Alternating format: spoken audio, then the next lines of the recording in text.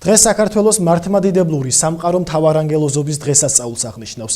Ამ დღესთან დაკავშირებით ჩემოქმედის ეპარქიის ყველა მოქმედ ტაძარში წირველოც აღევლინა.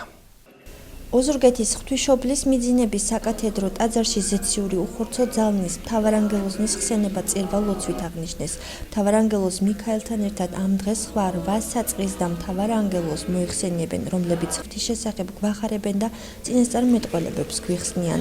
წმინდა მთავარანგელოზების კრების აღნიშვნა მე-4 საუკუნის დასაწყისში ლაოდიკის კრებაზე გადაწყდა, სადაც მათზე მართლმადიდებლური თაყვანისცემა დაწესდა.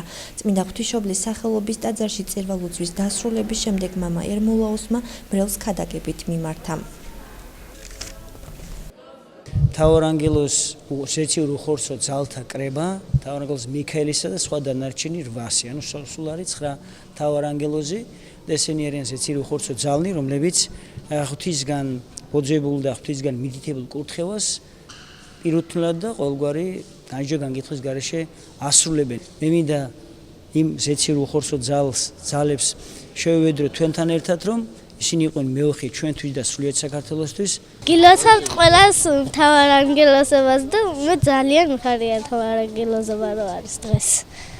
ღმერთმადლობთ, რომ ყოველი ადამიანი, რომელიც დღეს ტაძარშია, ღმერთმა კარგი ღამე გაუთენო და კარგი მომავალი მისცეს.